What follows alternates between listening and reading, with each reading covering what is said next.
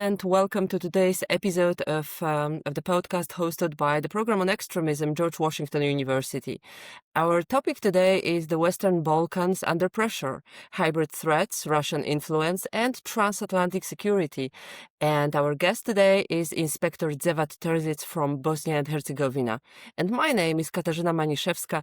I'm a Fulbright NATO visiting scholar at Program on Extremism this semester, and I actually come from Poland, where I work at two universities. One is in the capital, in Warsaw, called Civitas University, and the second one is, actually at the forefront of security challenges these days, because it's in Eastern Poland, University of Białystok.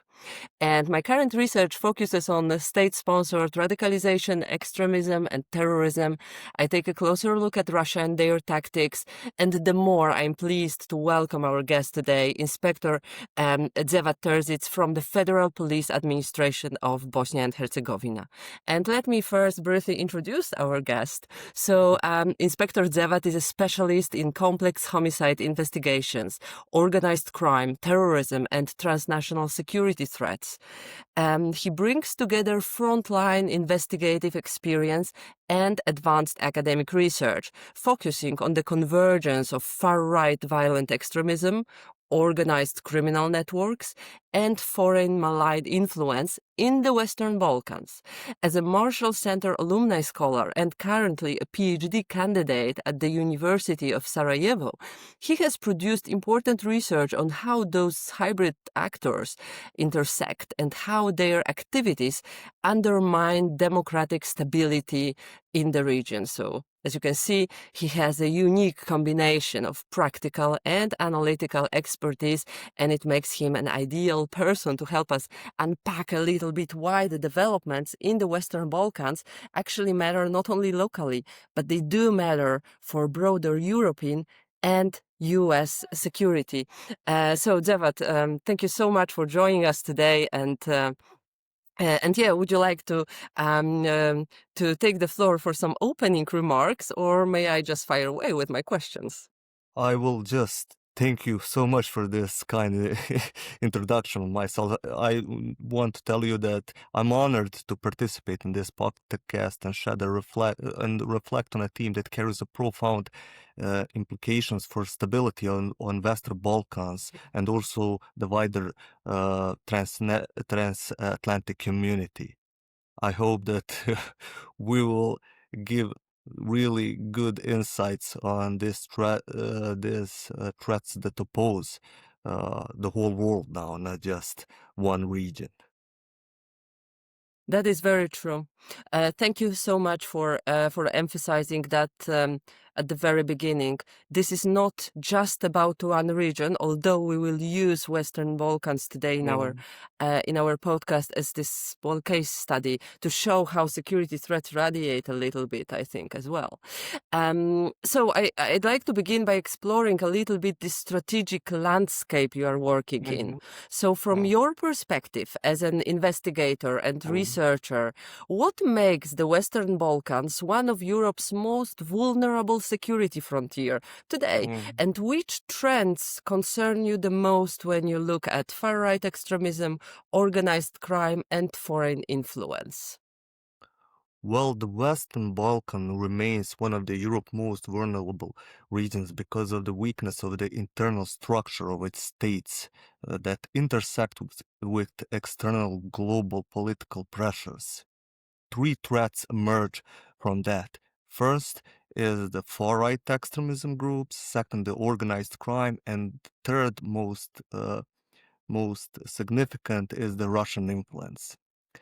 Give an example, Bosnia. The intersection between far-right extremism, organized crime, and Russian influence in Bosnia pose a critical challenge to security and democratic stability. And it is like spread it in all of those countries. Bosnia, the most ethnically diverse country of former Yugoslavic Republic, suffered an aggression in the 90s that marked war crimes, ethnic cleansings, and genocide. The war ended with the Dayton Agreement in 1995, which ended the violence and divided the country into two entities, that is Federation of Bosnia of Herzegovina and Republic of Srpska, as well as District Brčko. The Dayton Agreement institutionalized the divisions, leaving Bosnia vulnerable to ethno-nationalism, political radicalization, and ideological extremism. First, the far-right groups have expanded their influence and increasingly operate through transnational networks. Organizations such as Ravna Gora movement, Chetnik movement, have ideologically and operational ties that expand from Serbia to pro-Russian military formations in Ukraine. Research data confirms that individuals from Bosnia were recruited into these structures even before 2020 22nd Russian year where the Russian invasion was conducted. So in terms of that, we come to a second trend that is organized crime that is deeply embodied and politically structured and often overlaps with extremist groups. So I was doing research in George Marshall Center where I was trying to find what are the key points that are like linked between these three phenomenons. So many respondents, I was doing qualified research. So many respondents in my research emphasize that extremist actors rely on criminal networks for access of weapon, illegal financing, and logical support, while criminal groups benefit from political covers provided by nationalistic rhetorics and extremism mobilizations. We have a problem that might occur in the future. So given these two that are like connected, organized crime and far right, we have Serbian-made automatic rifles that are actively used in fighting in Ukraine, which raises a concern that weapons originally intended for Ukraine could end up in criminal networks or paramilitary groups in Balkans after the end of the war. And in the end, the Russia influence amplifies everything of that. So Moscow leverages for ethnically polarizations, institutional fragmentations, a political opportunism to position itself as the main external force in the smaller entity of Bosnia. So Russia supports range from propaganda to information operations and military-style training, financial backing, and etc. It's really, I mean, these threats transform the Western Balkan from fragile post-conflict region into a strategic, concentrated zone targeted by these hybrid influential operations by other state, in this term, Russia. Thank you very much for this. This was actually a description of a highly complex security picture, Yes. and I must say, coming from Poland, that it doesn't sound too, far from what we are also experiencing in Central and Eastern Europe. One of the most striking aspects of your research that I found and was fortunate to read was also how those different actors, the far right, organized crime, foreign influence networks, like animated and supported, enhanced by Russia, don't just coexist, but they intersect and enhance each other. And this brings me to my next point, because you have examined the far right groups and this convergence with criminal networks and malign actor very thorough, in depth. What does this convergence look like in practice? How does it shape the operational environment for law enforcement and security agencies? I mean, of course, to the point that you can answer the question. I'm not asking for some, classified information, but perhaps you could give us a couple of examples. What are those threats? How they look like in practical dimension? Yes. Well, it's really complex. I totally agree with you when you are saying about that they are like almost one and the same. For what I got from my research is that these far-right organized crime and Russia influence act like a hybrid ecosystem in which these actors reinforce one another for mutual benefit. So this convergence is operational, financial, ideological, and etc. Let me give you an example. In order for one citizen from one country to engage in illegal activities in other country, an organized and interconnected transnational group is needed, which could enable him to do so. One of those groups I already mentioned is Ravnagora Chetnik movement. Some members, there are research that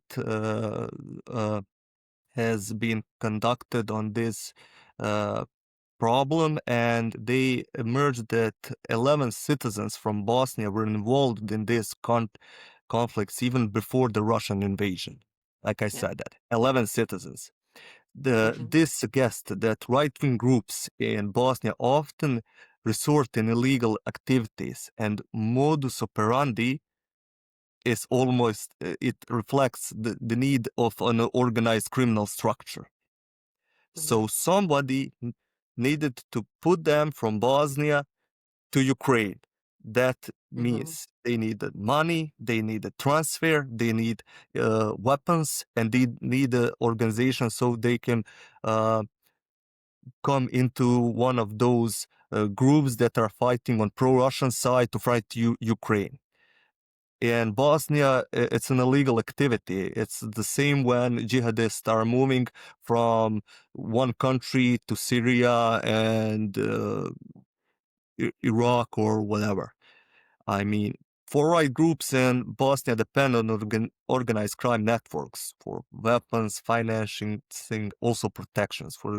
I will give you another example. Illegal money generates through arms trafficking or drug smuggling. Often flows into extremist structures through money laundering channel masked by legitimate businesses.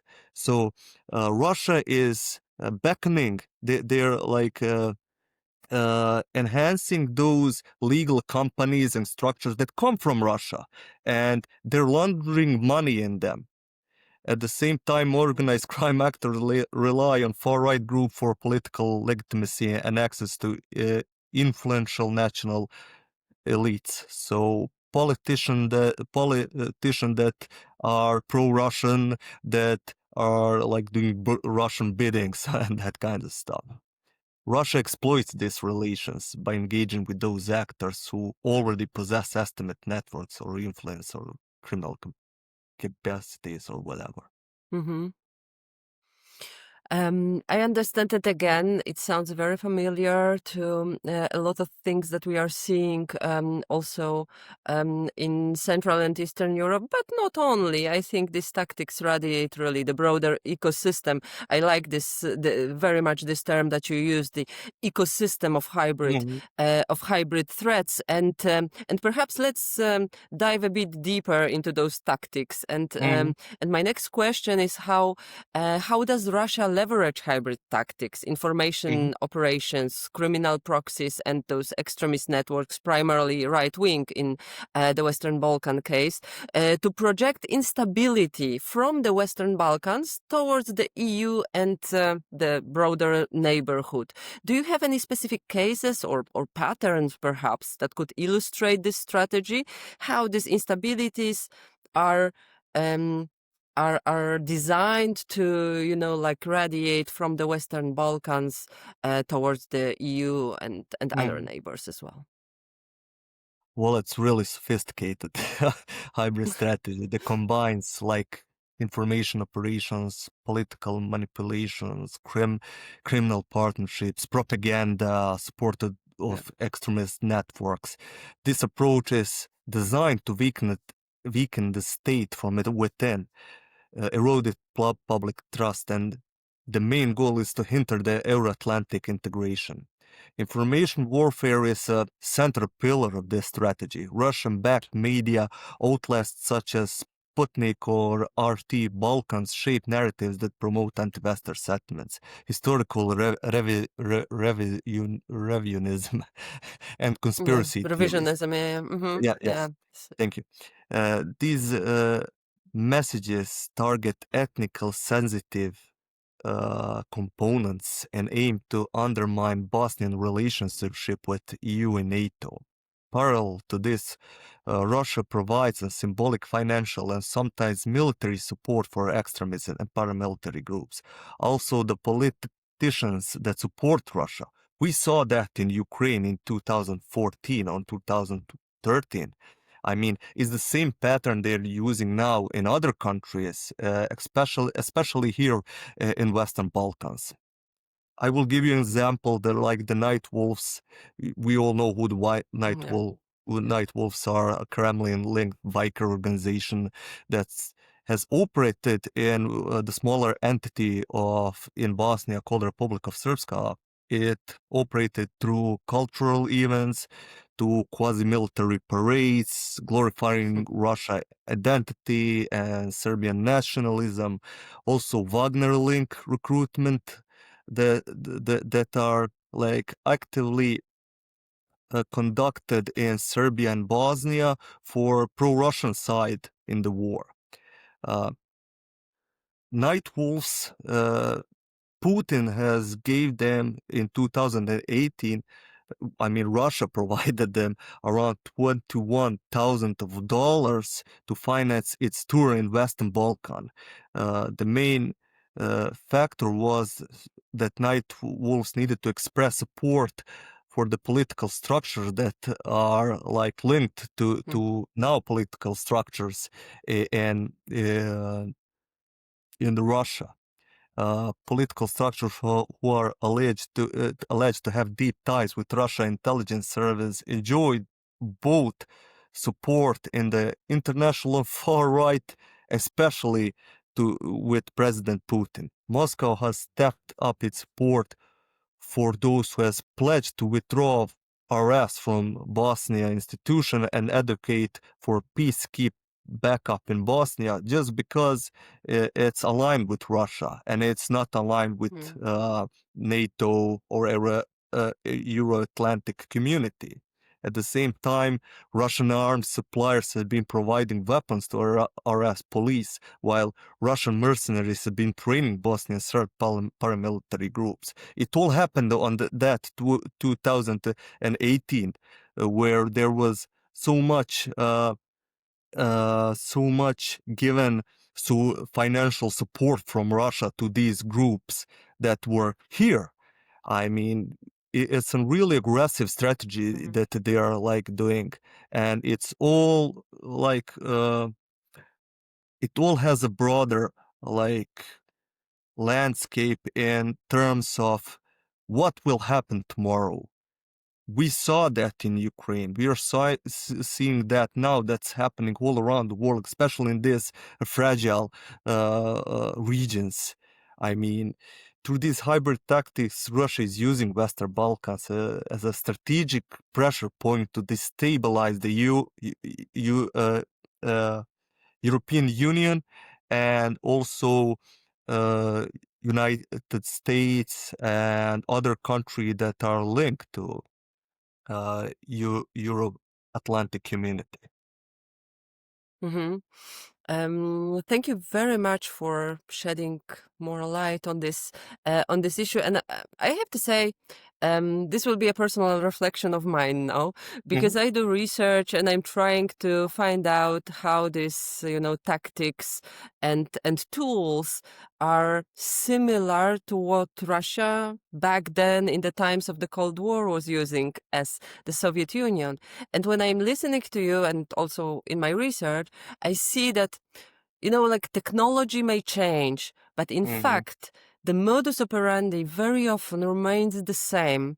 The usage of criminal networks, that's also nothing that new for the country of the Soviet Union and then today the Russian Federation. They have been cooperating. There's a history of cooperating, for instance, with the organized crime thing called Vory v Zakonie for years. They have been supporting terrorist organizations, offering logistical help, financing trainings, the Soviet Union and the satellite states of the Soviet Union, a very well-researched topic today.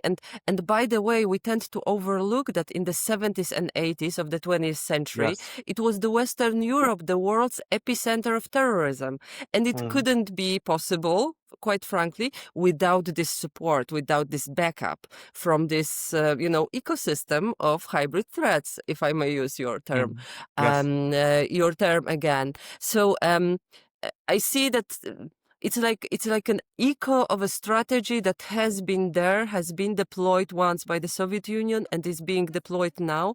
Of course, the technology changed. There are new means also of, information warfare, and unfortunately more effective. I have this feeling. But my question actually, and sorry for this a little bit too long reflection of mine, No, but that brings me to the question, shed the light. whether you also see in the Western Balkans some patterns that would show or point to the continuity between the Soviet era tactics and the contemporary Russian influence efforts. And if there are some patterns or observations like that, what does this tell us about the broader global implications of hybrid threats? Well, it's evolving. I mean, their tactics, hybrid threats, and everything is just evolving from year to year, but it almost everything remains the same. Let's use the Gerasimov doctrine, Russian theory of unconventional warfare, which prioritized the psychological and people-centered aspect of traditional military concerns, like they were like thinking, why not take other countries with similar uh, patterns that we used from our history and evolve them and use them in another way. Like historically, the Soviet Union cultivate ideological movement, criminal actors, and covert networks to extend influence. Today, Russia uses similar tools adapted to the current context: paramilitary groups, criminal structures, national organizations, cultural institutions, and disinformation channels. This continuity is evident in Russians that Russia is relying on proxies. Just as Soviet intelligence worked through sympathizers and criminal networks, Mother Russia uses actors such as the Night Wolves, Serbian Honor, Wagner Group, and politically aligned elites in Bosnia, for example. These actors serve as amplifiers of Russian narratives, facilitators of elitic activities, and obstacles to Western integrations. Like global implications are significant. Western Balkans serve as a testing ground for those hybrid tactics, like Ukraine used to be in 2014. Now Russia is it applies these tactics on Moldova, Georgia, also in some part of Ukraine, and also some part of Africa. I mean, these few years, Africa is now one of the centered region where Russia is putting its hands on. Understanding the Ukraine and Balkan experience, I think it helped reveal the broader pattern of Russia's global approach to destabilizations. I'm an investigator. I'm always trying to find a pattern. So when you investigate serial criminals, you always try to find a pattern to see if they will do the same in other criminal activity, and they are always the same. It's the same with states. I mean, Russia has done it. Now it's doing here in Balkans. It will do it in the future. But we must always be aware that it is constantly evolving. And it's really a Mhm. problem that we must all face.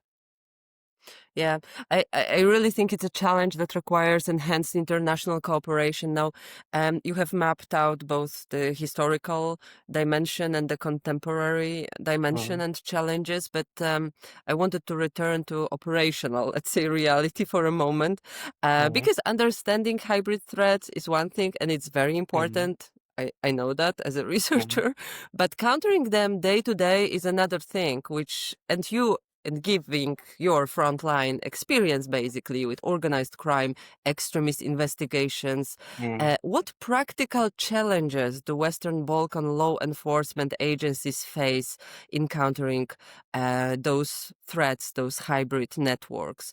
What types of cooperation, regional or perhaps transatlantic, is most urgently needed? What's your take on that? Yeah, that's really a hard question. That's I know. I'm sorry, but I know. yeah. Well, first of all, law enforcement agencies in Western Balkans face a substantial obstacle in response to those interconnected hybrid threats. The most serious challenge is that institutional fragmentations. Bosnia's security is divided across multiple jurisdictions and influenced by political elites who often maintain ties with extremists or criminal entities in Russia. This fragmentation allows illegal activities to flourish and weaken coordination between agencies. Political interference further obstruct the investigation. In some cases, individuals which are connected to Russia-backed group or extremist networks hold influential positions within law enforcement. This compromise investigations protect criminal extremist networks from accountability. I will give you an example of Gavrilo Stević. He was one of the foreign fighters from Bosnia that was actively involved in pro-Russian groups that were fighting in Ukraine. When he got back to Bosnia, even from the uh, the court had so much evidence of him that he was involved. He got free. I mean, that's really, how can you, like, only thing that from my point of view, like, legal and strategical framework are also insufficient. Like, far-right extremists are poorly defined in national strategies. I mean, they are defined, but not in a level that they needed to be. And existing counterterrorism policies lack clear guidance on addressing these threats. Finally, the transnational nature of extremism and criminal networks complicate law enforcement's efforts. Connections to Serbia, Montenegro, Russia, Bosnia create operational challenges that exceed the capability of one single agency. Strengthening regional cooperation, intelligence sharing, and specialized investigations unit is crucial to address these hybrid threats. I mean, if you have specialized unit that works in Bosnia and Serbia and Montenegro, and that they are constantly sharing intelligence information, that are like regional, that there is a regional cooperation between them, also with Europol and Interpol. I think we could eventually fight and dismantle these threats that are like already combined. It's not something that is coming up. It's already combined, and we need to act quickly. Yeah, I totally agree. And actually, you highlight very important pivotal points, in fact, in countering those hybrid threats, so interconnected and forming this ecosystem. We also need to think strategically, cooperate, and and I'm an optimist here in the sense that we are better. I mean, Yes, we I really totally agree. can, and we do have resources, and we are better than them.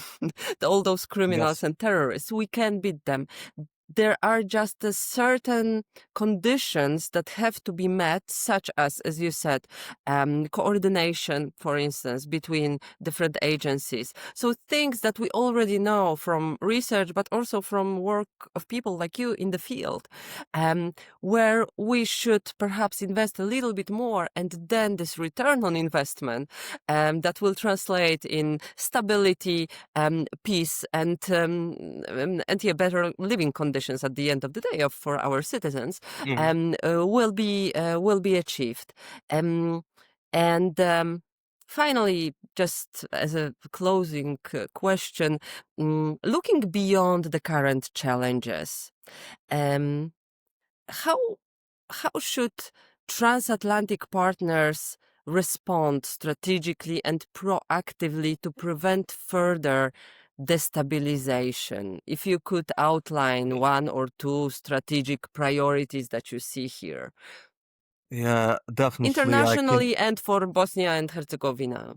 Yes, definitely I can highlight many of them, but several strategic priorities emerge from both national authorities and international communities. For Bosnia, the state must strengthen institutional resilience by depoliticizing law enforcement and judiciary. Is the same here, I was giving the example of that Jovan Stević, Gavrilo Stević. Well, if we had depoliticized law enforcement and judiciary, he would be conducted and given some years in prison for going to another country to war. The next one is establishing specialized unit focused on far-right extremism, hybrid threats, and extreme financing. Extremist financing is essential because Russia aims to block Bosnia's and other countries' Western Balkan NATO membership by using far-right actors and national narratives to disrupt Euro-Atlantic integrations. If we could have those specialized units that are countering those threats, it would be much easier for those countries to get to NATO earlier, because we wouldn't have that wall that's called Russia here. Second is Bosnia must dismantle financial structures that support extremism and criminal networks as the number one, because where the money is, there is everything that's not good in this. It really requires a strict anti-money laundering mechanism, improved financial intelligence, and targeted investigation to these economical structures. And the last one for Bosnia as one state, and I think that we can use that not just for Bosnia, but also for Serbia, for Montenegro, and other Balkan states, is that the country must enhance its capability to counter disinformation propaganda.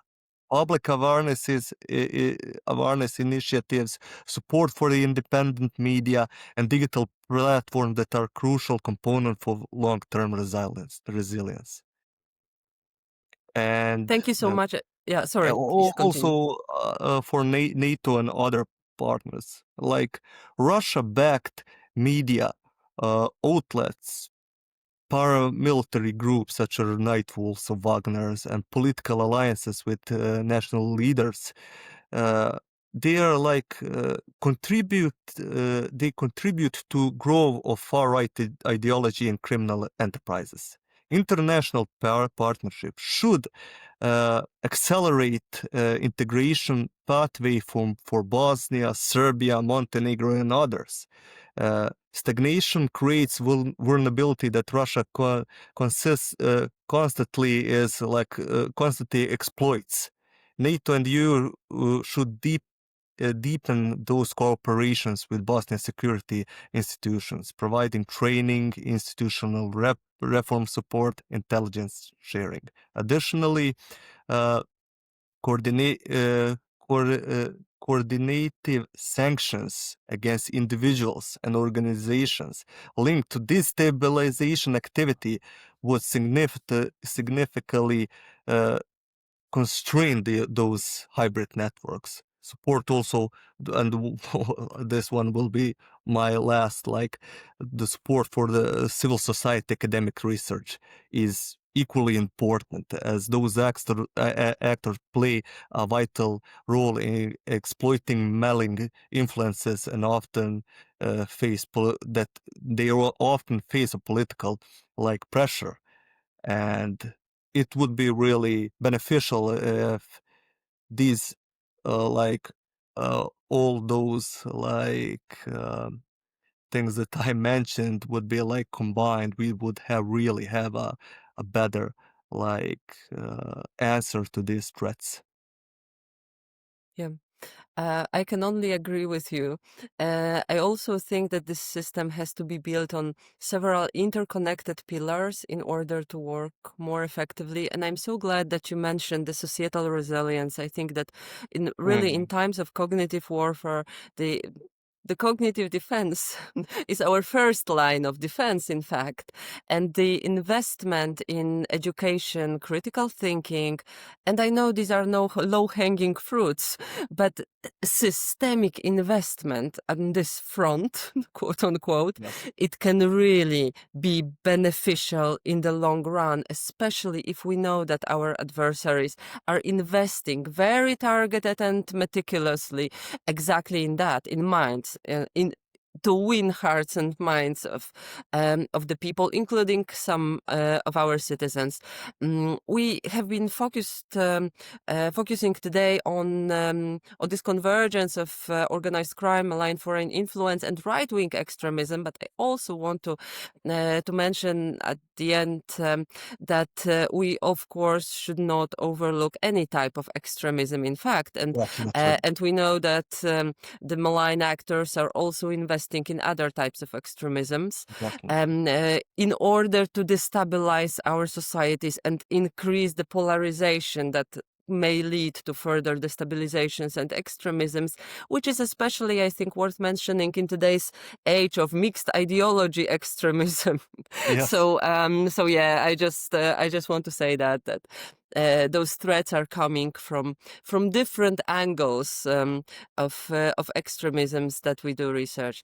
Dževad, thank you so much for your time and for these insights. I'm sure that was not only for me interesting, but also for our viewers and listeners. Thank you to everyone for watching and listening to us. I also encourage everyone to check out the website of Program on Extremism, George Washington University, and follow the social media of Program on Extremism, where you will find more podcasts, but also interesting publication reports and insights from experts. And as you can see, not only experts based in the US, but also collaborating experts from Europe. Thank you so much, Dževad.